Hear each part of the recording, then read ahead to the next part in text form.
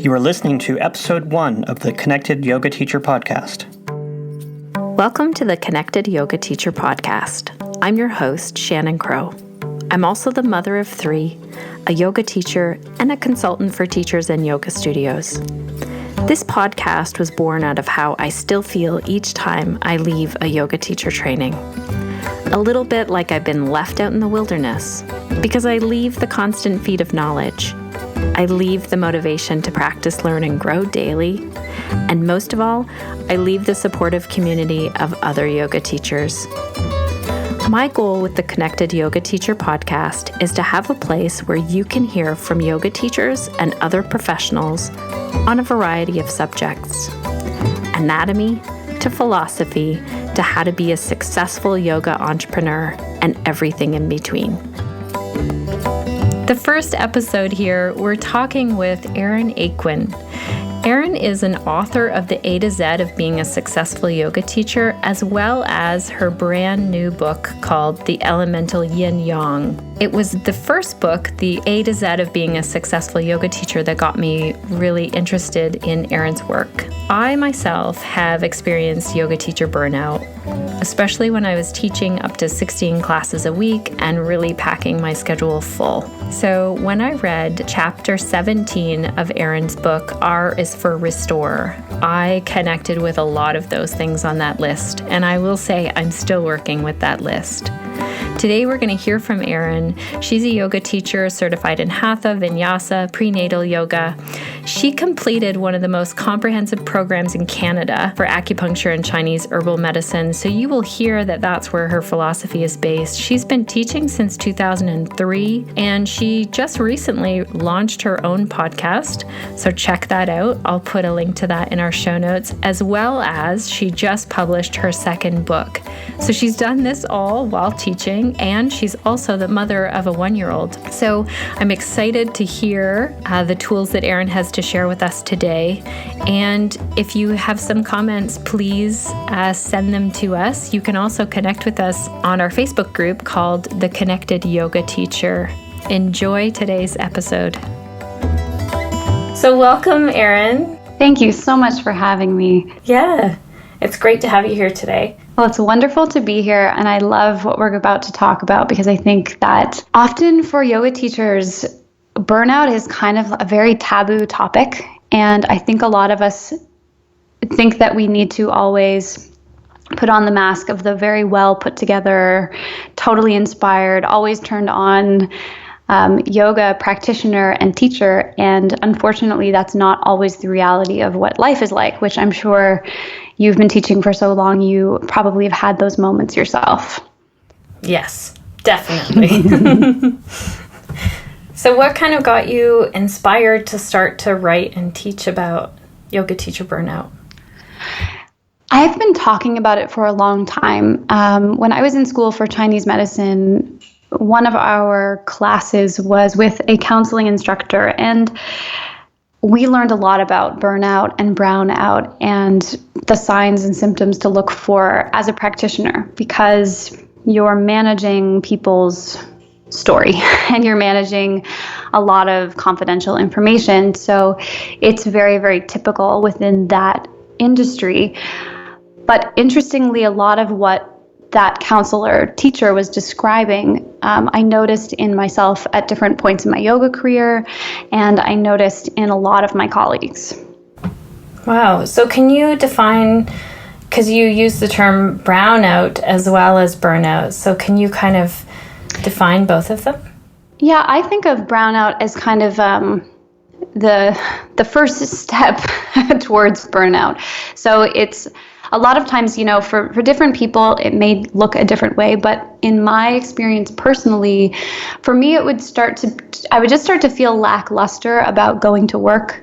So suddenly the classes that I would love to teach, I would be like, I have to teach tonight. I would catch myself kind of being like, I'm going to have to go get ready and go teach. Not an enthusiastic or motivating position to be in. And when I would totally burn out, that would be the point where I needed to really take a break. And I've luckily only had this happen I would say, one major time in my teaching and acupuncture career, but it was very drastic, and it led to an illness. Basically, the story is I was teaching 6 days a week and practicing in my acupuncture clinic 3 days a week. And I loved what I was doing. So this was kind of the interesting thing was I didn't realize that I was stressed out. I didn't realize I was spreading myself too thin because this lifestyle had become the status quo. I was getting home at night at 9:30 from teaching. I was eating dinner at 10 p.m. and then getting up in the morning at 6 or 7 a.m. to either practice or get ready to go teach. And I just sustained this for a number of years, and I felt kind of like a badass. I was like, I'm doing this crazy schedule and I'm teaching 15 classes a week and I'm running a clinic and I'm like a businesswoman, I'm an entrepreneur, and I was very enthusiastic about what I was doing. But what happened was I got a little bit run down. I got a cold, and that cold lasted about a month. And suddenly at the end of that, I started to experience this very strange joint pain and swelling. It started in my knees. And I thought, oh, that's strange. I'm not going to slow down. I'm not going to, do anything special because I have a busy schedule and I'm running a business and I don't feel like I can take time off.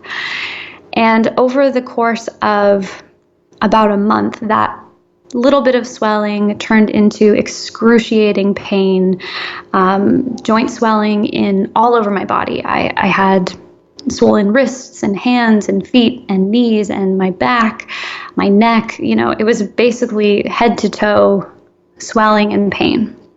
I would get out of bed in the morning and feel like, I would imagine what a 90-year-old person feels like if they have done hard labor for their entire life. And it was so scary, and it was such a wake-up call. I was told by one specialist that if I didn't go on some pretty heavy-duty drugs, that I was going to be in a wheelchair within 6 months. Wow. Yeah, so that was a really, it was a difficult experience, but for me, it was like, I didn't know that I was stressed out. I didn't know that I was burnt out. I didn't know I was pushing myself so far. I just assumed because I knew the textbook information and I give health and wellness advice to people that somehow I'm just taking care of myself. So I was not practicing what I was preaching, clearly. And it took basically another 6 or 7 months for that to improve. And the way that it improved was I closed my clinic. I gave up my acupuncture practice completely. I moved to the US to be with my fiance at the time. And because I was living in another country where I was not legally allowed to work, I was on a vacation. So I was not allowed to teach. I wrote parts of the book at that point, but I really couldn't do anything in terms of my same old patterns of working. I slept 9 to 10 hours a day. I ate a lot of food at regular eating times, which is something I had not done in years. And luckily, through the grace of that experience, the joint swelling and pain did go away. But it took a lot of body work, it took a lot of sleep, it took a lot of rest, and my doctors were very excited to hear it when I did eventually move back to Canada. But, there's no guarantee that would have happened. And I feel very grateful at this point, and I'm very, very committed to not letting myself go that far ever again. Wow, that's such a powerful story. Thank you for sharing that, because that shows the extreme, and it was, situational that you got out of it and then moved out of it, like your schedule. Along with some choices as well. Yeah. And I've worked with a lot of teachers since who are at a point that I was at a few years ago. I work with brand new teachers who have taken the big leap of faith and quit their day jobs to teach yoga full time, and they're working 23, 24 classes a week. And I always tell them that story as a cautionary tale, because I've come to the point after almost 15 years of teaching where I just don't believe that these kinds of schedules are really sustainable. Right. Yeah. I once was teaching 16 classes a week and also then ended up in hospital Oh my goodness. with an illness. And so I definitely know teacher burnout pretty well. What other signs would you say? Like if a teacher wanted to, you already said, one of the first things that you notice is that you're not really feeling like going to teach, which we all have days like that. But what other signs would you see with burnout? I'd say, exactly. We all have days where we just don't feel like leaving the house and going to teach, or we just don't feel like being on in front of a class. But when that's kind of a consistent way of being, so when I see teachers who, even if they can muster a good story in their classes, they can muster a really good yoga teacher character in their class, when they come out of the class and they just sort of flop over, that's a huge sign. So if you're not feeling energized and excited before your class, that's one thing. But if you come out and you are just totally exhausted at the end of teaching a class, that's another sign. That's a really good point, because I know a lot of the time I'll finish my class and then think, wow, I feel amazing afterwards. So that is, but I know as well there have been times where I feel like, wow, just some sleep would be great. Yeah, and sleep is a good one. Sleep is just a really powerful antidote to a lot of things. I'm a big believer in sleep, but often around times when we start to burn out, that can be troublesome. So a lot of people will tell me they get insomnia when they're starting to feel that brownout or burnout type of feeling. And other people will want to sleep all the time. So they will go from sleeping 8 hours a day to wanting to sleep for 15 hours a day. So if you start to get into a pattern where you're really sleeping for long periods of time, that can be a big sign of burnout as well. Wow. Okay. What other signs might you see? Attitude is one thing. So we've talked about that. Sleep can be another thing. Changes of appetite often happen for people. So sometimes if you feel like you're lacking nourishment from your work, or you're just feeling exhausted, a lot of people will feed themselves foods that maybe they wouldn't typically opt for. So you might go from having a fairly clean diet to, for me, it's pasta. I crave pasta and cheese, which is, there's nothing wrong with eating pasta and cheese. But when it's like, that's all that I want to consume and I don't want to look at vegetables, then I know that some part of me is not feeling grounded and needs a reset in another area of my life, so that I'm not turning into a piece of spaghetti. Aha. For me, it would be chocolate and sugar. Yeah, chocolate, sure. Yeah, sugar's a great one. I didn't drink coffee for years. I've recently taken coffee back up, given the birth of my daughter almost a year ago. But if you're living on coffee in the morning and then craving alcohol or other substances, that can also be a sign of burnout. So it's not just like an occasional glass of wine, but you finish teaching and you're like, I need a glass of wine, like a stressed out office worker might say. That's typically, for a yoga teacher, that's a big sign. If you're looking for whatever it is, sugar, caffeine, all those things, if they're becoming your fuel and your life is not your fuel, then that is something to just look out for. Right. Any other ones that you see with teachers that you work with, or? When I work with teachers, it isn't usually in the domain of their food and their drink. When I was working with acupuncture clients, I would definitely get into those details. But for yoga teachers, it's more attitude, because teaching yoga is, I think, the best career on the planet. I've never experienced any other job where people are so excited to see me and they show up every week just to be in my class. It's totally humbling and totally beautiful. And if teachers are taking that for granted, or they're feeling very negative, that to me is first sign stuff. Like if you're missing the point that you've switched into this career because you felt called to share something and you're not feeling excited about that opportunity and fired up about the people who want to be with you and are handing you their hard-earned money to hear just what you have to say, that's a sign. So if teachers are starting to feel these things coming on, or even some part of it, what can they do to avoid full burnout? Usually a couple days off is what I prescribe for teachers. But if it's deeper than that, like if you're pretty much on the way to burnout, it can be really tricky. We've chosen this as a profession because we actually want to share something and we want to help people. And for most helping professions, that often means that we put other people's needs before our own.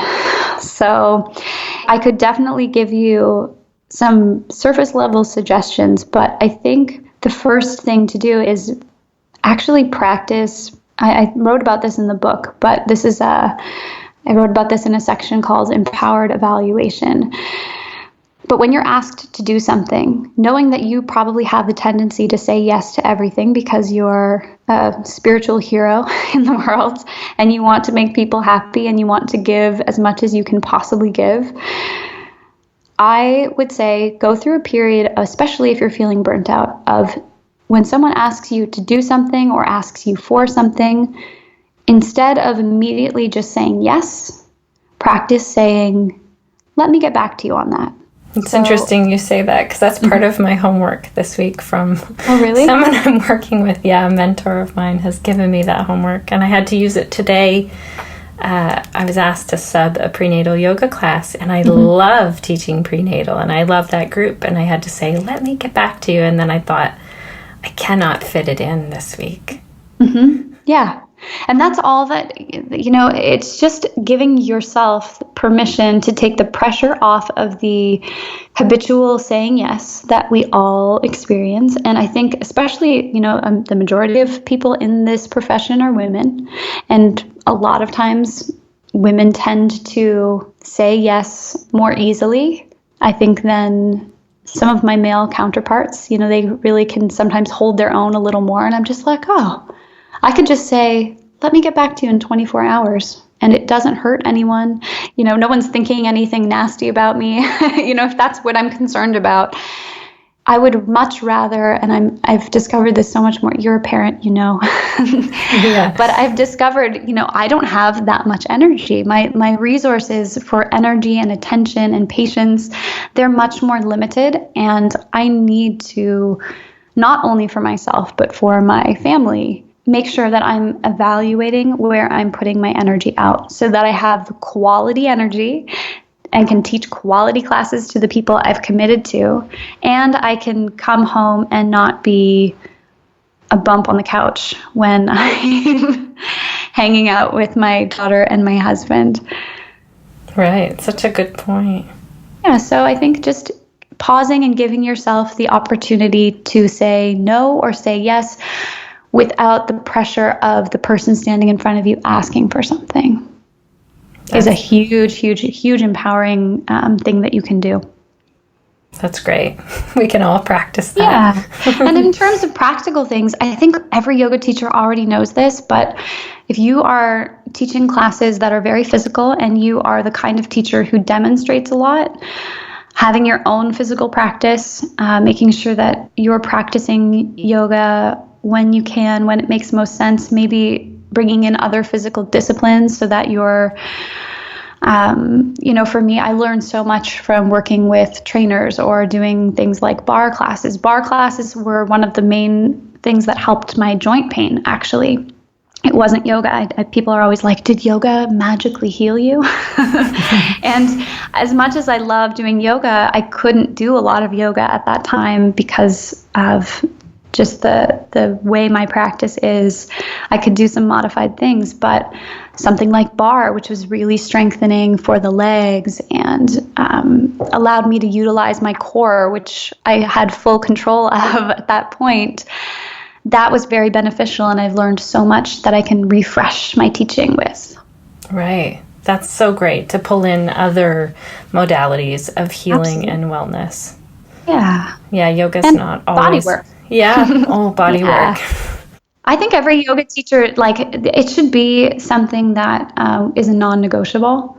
So whatever body work you like, whether it's massage or acupuncture or, it could be something more subtle like Reiki, whatever you're called to, it should not be something that we ever think of as a fluffy additional luxury. It should be something that you do as a non-negotiable in your calendar every month, at least every month. I think that's so important because that is a way that you will break down. Mm-hmm. And it doesn't matter how good your attitude is, if you're not taking care of your body and getting other people to help work with you, then it's just inevitable. That's a great piece of homework. I'd love to take that one on. Yeah, you should. There's your homework. And I always say that I say it to students as well. I say, I can write you a fake yoga prescription. It's not fake, but it probably wouldn't hold up with your doctor. But you could really you have to go home and take a bath. You have to go home and make a nice dinner for yourself. We give other people permission in our classes all the time to do things that help to nourish them and strengthen them. But we have to remember that advice is really good and we need to follow it. Yes. Anything else that you think, or what self-care practices teachers can use, or do you find helps you the most, or teachers that you work with? Yeah, in my teacher trainings, actually, I require everyone to also take on a meditation practice. I think this can be very hit or miss for yoga teachers. I struggled to maintain a meditation practice for years, but I find seated meditation is the very singular opportunity that we get in a day to let go of everything and not have to wear the hat of yoga teacher or parent or friend or child, whatever different roles that we have taken on or have been bestowed upon us. Meditation is an opportunity to have a brief vacation from all of that. And it's sort of like an internal cleansing, at least for me. It just hits my reset button in a way that even my yoga practice doesn't do fully, because yoga practice is I'm still engaged with my body. I'm still being aware of all of the different moving parts. But in meditation, there's not much that you need to be aware of. You don't necessarily have to do a practice that is active or that follows thoughts in the mind. Those are great practices. But you could also just commit to sitting still for 10 minutes and letting go and seeing what happens. Right. Oh, I love that that's part of your teacher training. My Chinese medicine teacher in the U.S. had us meditate every day for 2 years. He said, you can be a wonderful technician. You can know everything there is to know about your practice or about your medicine. But if you're not taking time to wipe the slate clean every single day, or as often as you possibly can, then you're not probably going to be able to see people as they are. You're probably going to be just inevitably projecting things onto your students or your patients that don't need to be there for your work. Right. Because you haven't done the work of kind of clearing that out. Yeah. Yeah. Right. So tell us about your teacher training that you do. Yeah, I run 2 trainings right now. I run a 100-hour meditation teacher training, and obviously we meditate a lot in that training with my husband, who's been teaching and practicing meditation for about 17 years. And we do that with a very small group once or twice a year. We take, between 5 and 10 people. And then the other training I do is for yoga teachers only, and that is a Elemental Yin Yang Yoga teacher training, the signature style that I've been teaching now for a number of years. And it's really great because in the vein of self-practice and keeping teachers from burning out, we go through 5 different retreats. So every season has its own element, And rather than just me sitting in front of the class and giving everybody as much information as I can until their heads explode, we go through a retreat that I would give if they were yoga students. So we actually do the personal work on the very first day of our retreat weekends, and they get to use it as an opportunity not only to learn and embody the element, but also to restore and refuel. So it's a lot of fun. Mm-hmm. How many hours is that yin yang?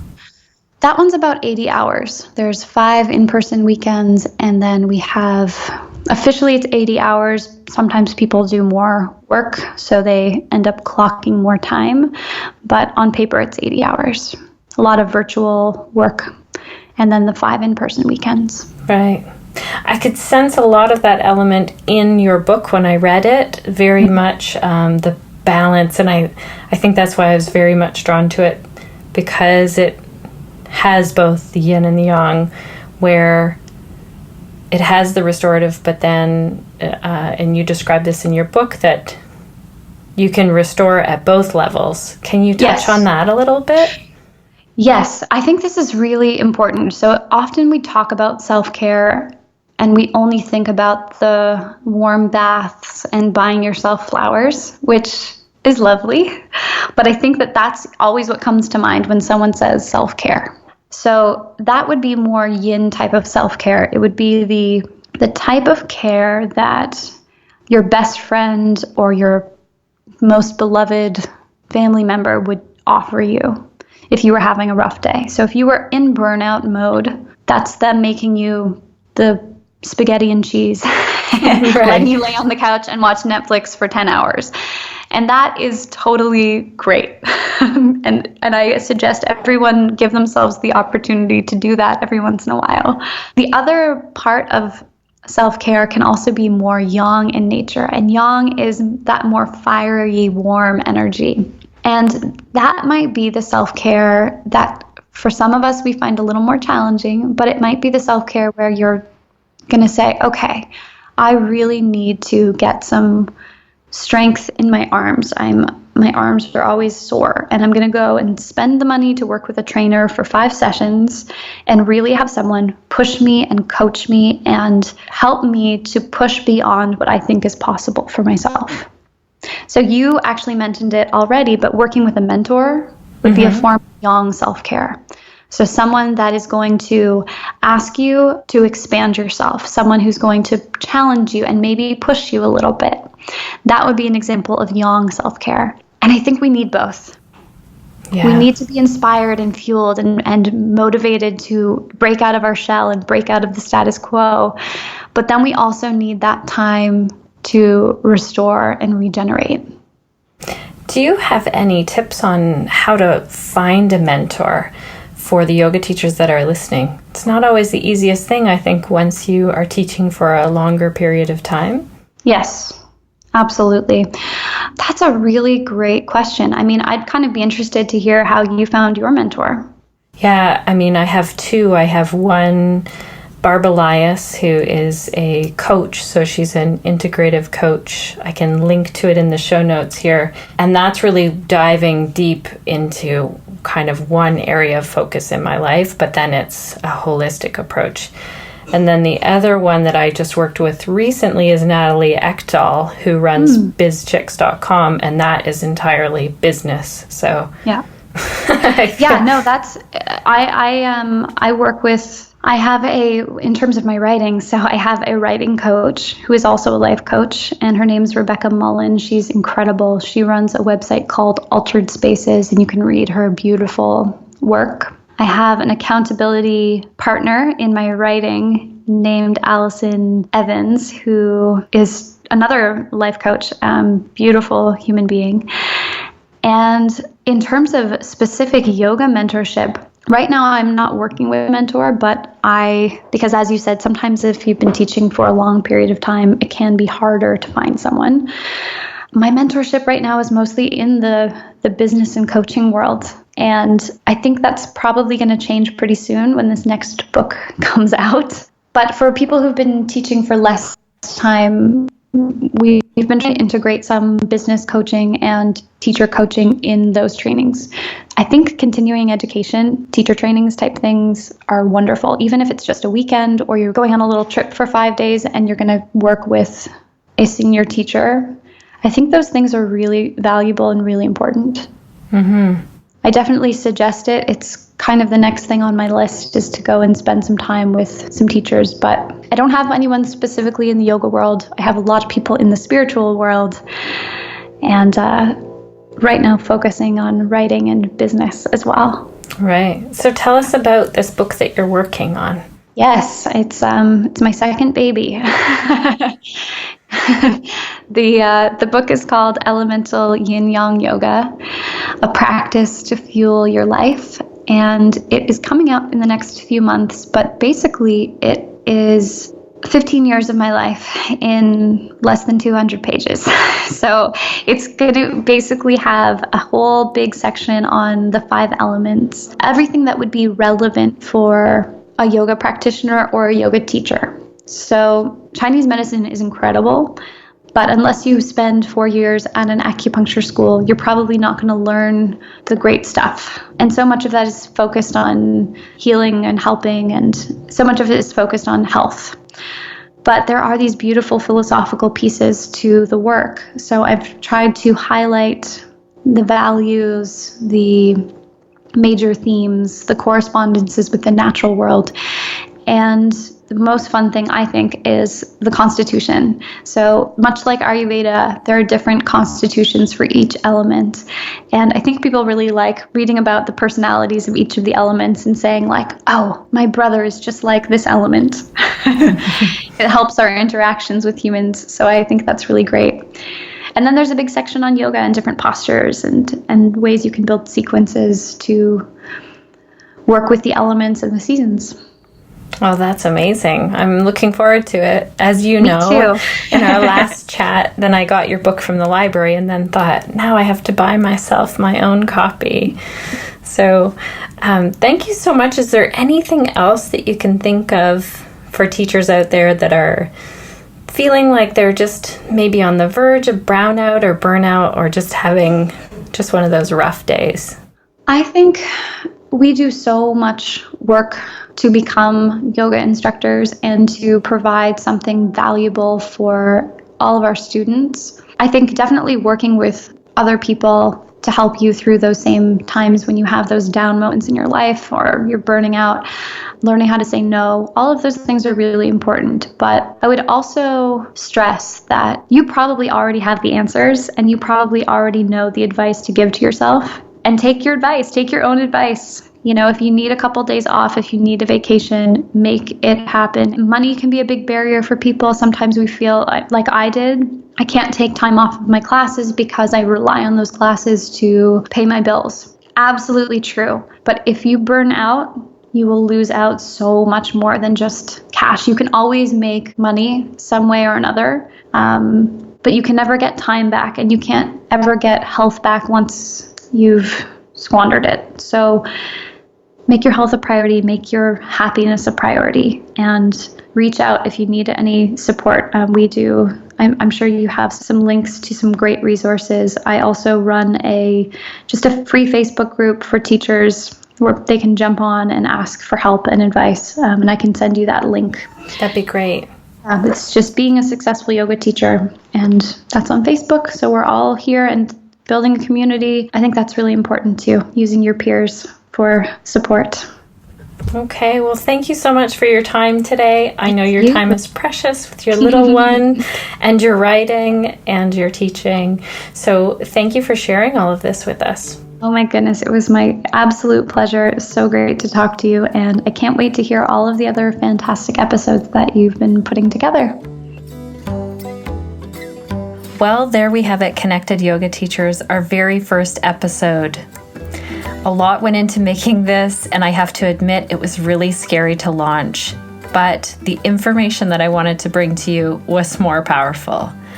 There was so much goodness in what Erin shared with us today. After listening to Erin, I feel like I have a good grasp on how to notice when I'm getting close to brownout so I can avoid yoga teacher burnout. As I mentioned, when I was talking to Erin, I have gotten to the point of yoga teacher burnout. At one point, I was teaching up to 16 classes a week, doing a lot of demos in each class. Even when I was getting sick, I was still pushing myself to go in to teach classes, and I ended up in the hospital. So I do hope that some of my story, as well as Erin's, helps other yoga teachers like you looking for the signs of burnout and avoiding it.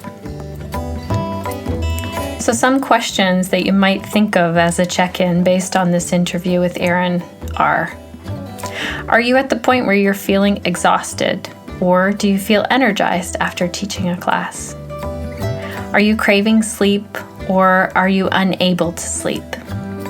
Are you seeing a change in your nourishment intake? Are you taking in more carbs, sugar, and caffeine to keep you going? How do you avoid yoga teacher burnout? Do you have days off?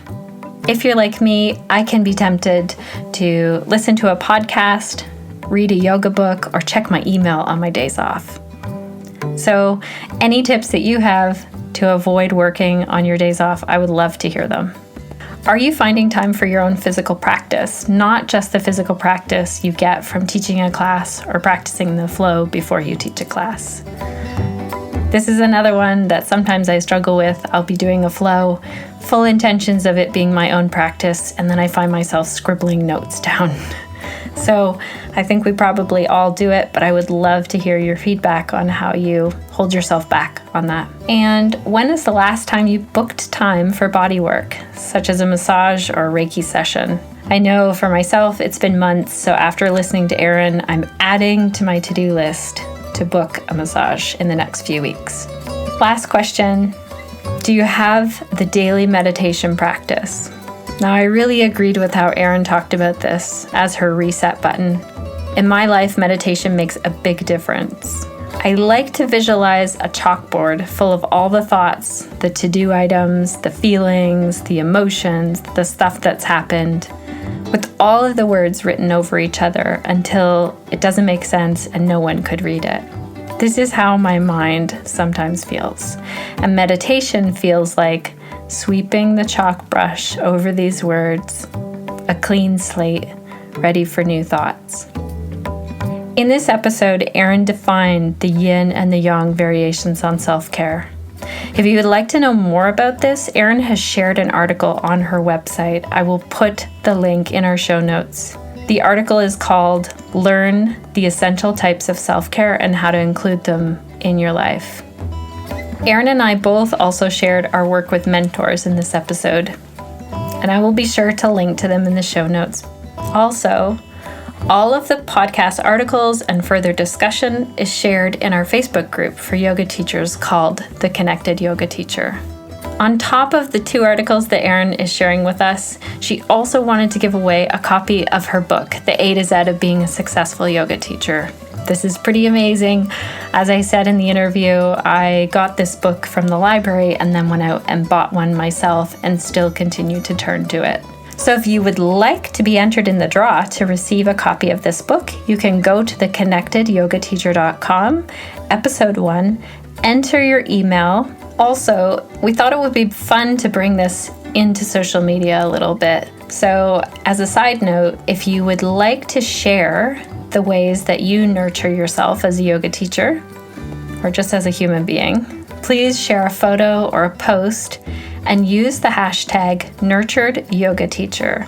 You can also tag Erin and myself, and we just would like to see more discussion about this with our yoga teacher community. So it'd be great to hear from you. So as a final note, and a big sigh of relief is happening here as we launch this podcast, I really want to thank Rob Muir for editing all of this. Also to my partner, Sean, for helping me on so many levels. Thanks out there to all of the yoga teachers and students, also my mentors, Barb and Natalie, and the biggest teachers in my life, my 3 children. If you've enjoyed this podcast and you want to hear more, please support us by subscribing in iTunes and leave us a review. It would mean so much. See you here next week.